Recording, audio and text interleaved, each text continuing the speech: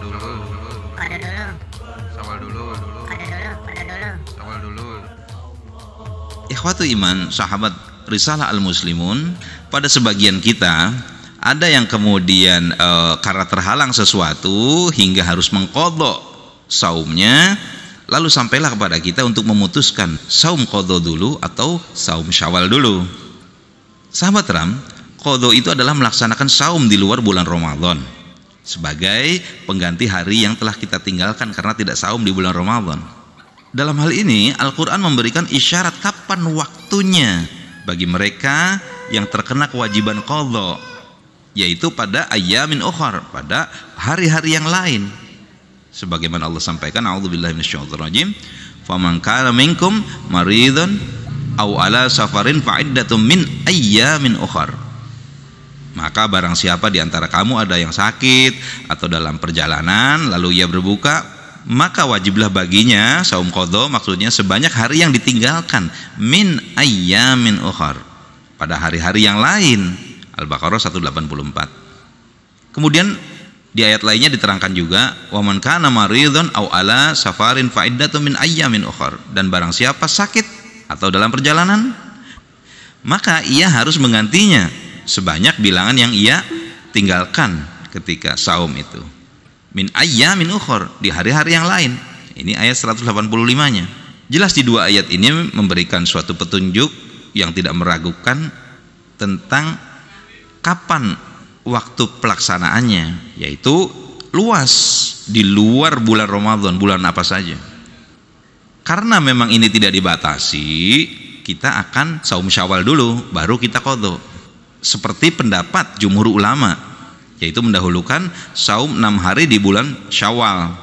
Kenapa? Sebabnya karena waktu pelaksanaan saum qadha itu sangat luas berdasarkan petunjuk umum pada ayat Al-Baqarah 184-185 tadi. Namun sebagian ulama ada yang menyatakan tidak boleh saum Syawal dulu, harus qadha dulu, karena dengan alasan sabda Nabi tentang saum 6 hari di bulan Syawal itu diperuntukkan bagi mereka yang melaksanakan Ramadan secara sempurna. Ya. Jadi artinya kalau yang tidak sempurna ya penuhi dulu utangnya. Seperti itu. Mengingat dari rangkaian kalimat sebelumnya, man shoma Ramadan atau man shoma syahrul Ramadan. Kalimat awal itu menunjukkan bahwa bagi mereka yang melaksanakan saum secara penuh, bukan sebagian. Jadi mereka beranggapan bahwa saum Ramadan itu sebagai syarat sah dari pelaksanaan saum Syawal yang 6 hari itu. Jika seorang batal di bulan Ramadan, berarti ia tidak memenuhi syarat untuk melaksanakan saum Syawal 6 hari itu.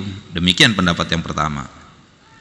Tapi menurut hemat kami, pendapat jumhur ulama yang membolehkan mendahulukan 6 hari di bulan Syawal itu adalah lebih pas. Kenapa?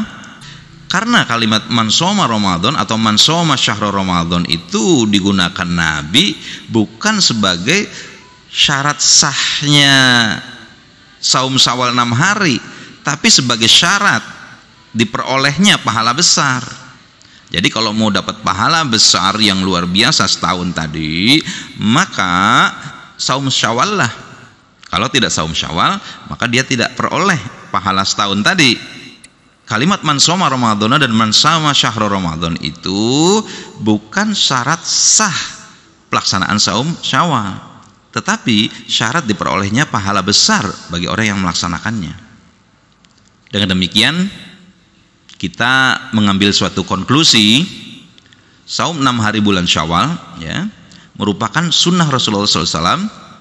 Hukumnya sunat, dapat dimulai sejak tanggal 2, bisa di pertengahan, bisa di akhir, yang penting masih di bulan Syawal. Bisa dengan cara berturut-turut atau terpisah-pisah.